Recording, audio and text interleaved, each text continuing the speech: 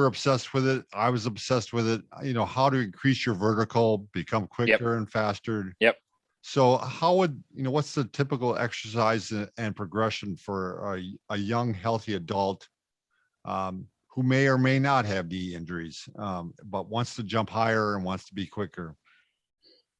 Well, I can even go, I can even start, straight from exercise science itself and give it its credit. A study was done just last year, and it analyzed different squat depths on athleticism and knee pain. And it found that full range of motion squats led to more athleticism, more vertical increase, and less knee pain. So I guess the way I would liken it is, okay, to jump higher, your body has to be lighter for you to lift into the air. So you have to change your strength pound for pound, meaning if your body gets lighter for your legs, essentially, vertical is going to be about 85% legs and core, and maybe about 15% the shoulder swing. Sure. So if we can increase that strength, theoretically, we can jump higher, right? Now, when it comes to real sporting activity, most people are trying to do that just through squat and deadlift and Olympic lift type movements. So they're not really loading the ankle. But when you try to go with a running start, now the ankle gets loaded tremendously. So I've even seen people increase like a standstill vertical and lose inches on their running start vertical. Yep. So if we think about jumping up, but then in sport, there's this out characteristic. So the ankle, things like a Nordic hamstring curl probably relates very little to jumping straight up, but relates so much to jumping horizontally. I would call the Nordik the bench press of long jump. So gotcha. Just one example there that I love is Jonathan Edwards. His world record still stands in the triple jump. Now he finally won the gold medal at 34 years old. The guy had gray hair. He did Nordics for 20 years. He did them once a week. He could do them like push-ups. And when I've trained triple jumpers and long jumpers and these kind of people, compared to a regular human, they can do Nordics like freaking push-ups. I even trained the fastest guy in Major League Baseball, $365 million contract. From day one, he could do Nordics like other people can do push-ups. So in terms of going horizontal, that Nordic becomes really hugely important. And I mentioned Jonathan Edwards.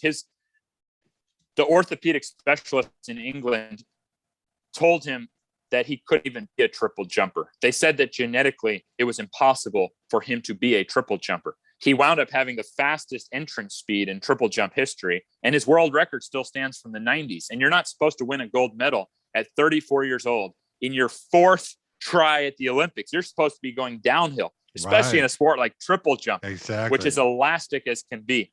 And his trainer, now keep in mind, we still can't see life through a straw. His whole sport means you go as fast as you can and you jump as far as you can. He never has to stop. So even his training, you would probably screw up if you tried to only do his training and apply it to basketball. Because basketball, you're then stopping. Gotcha. So there definitely were some things missed out in terms of going up, but he did it right in terms of going out. And his trainer kept improving his pound for pound strength. So those are... Ben, can they go to your channel and type in Nordics and type in if you go on YouTube and you search how to do a Nordic hamstring curl, my video comes up first. Gotcha. I go all the way back. That exercise was first published in 1880. So I'm not perfect, but I make a lot of efforts to put out, the history on different exercises and some of these outlier exercises. And what's amazing about the Nordic is that a Nordic bench itself is actually quite a cheap piece of equipment. I mean, you could get 10 Nordic benches for the price of like a brand new hamstring curl machine, and they work in different ways. So the hamstring curl is awesome. I use that monkey foot device for the hamstring curl because it allows the fullest range of motion. There's no pad. There's no pad to cut off your range of motion. Plus it's like $60 and it turns any dumbbell.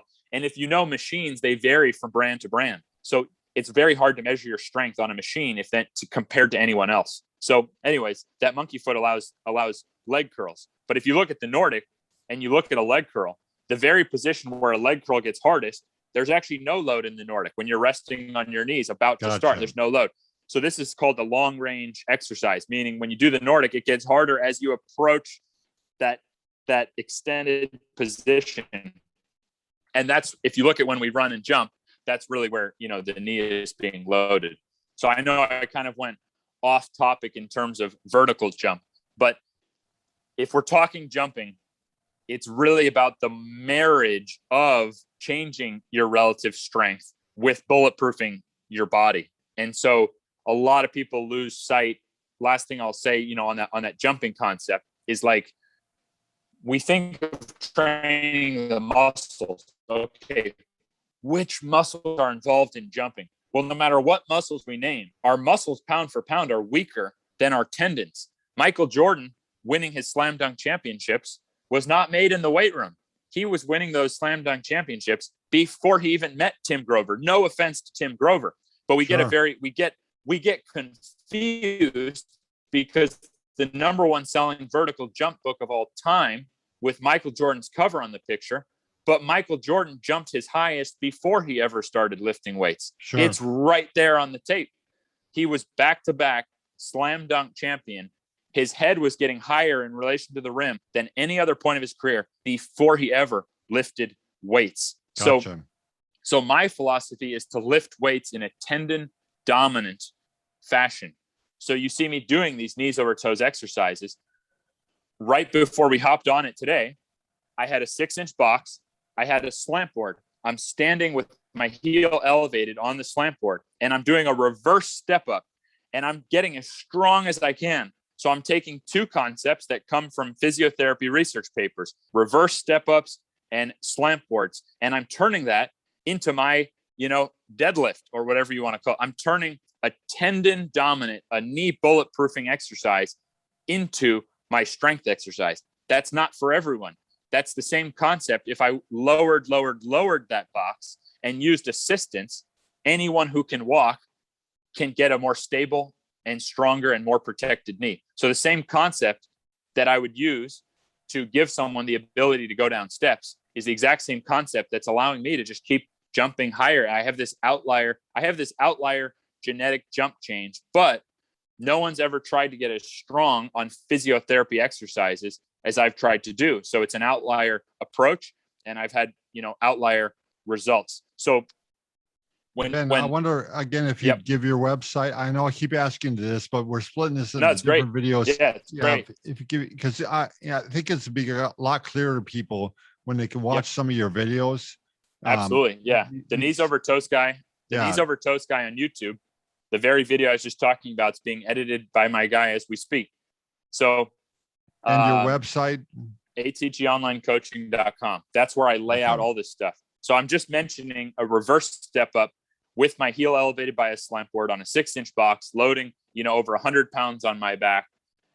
Well, with that exercise, we're really driving up the maximum strength of the knee in the jumping angle. But that's not where I start.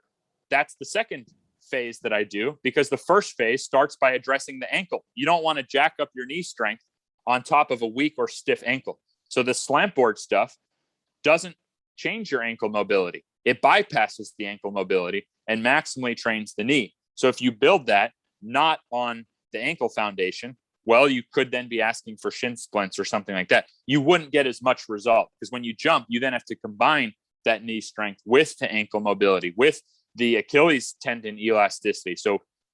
So yes, all this stuff is on videos on the Knees Over Toes guy YouTube. The point Ben is making here, you're not going to jump right into that exercise right away. You're going to start off in your beginning exercises. Exactly. And don't go, no pain. Never work through pain. Never work through pain. Right. But to summarize if I had to summarize down into 10 seconds, if it was my last 10 seconds to ever speak about vertical jump, I would shout, go look up the most proven physiotherapy exercises for knee and Achilles bulletproofing, and then try to get the strongest in the world at those. Because not that many people have really changed their genetic jumping. I know what it's like to change my genetic jumping. And no other traditional methods in plyometrics works for me like taking these bulletproofing exercises that most people would stop if they could do it with their own body, and then just trying to continue that strength progression.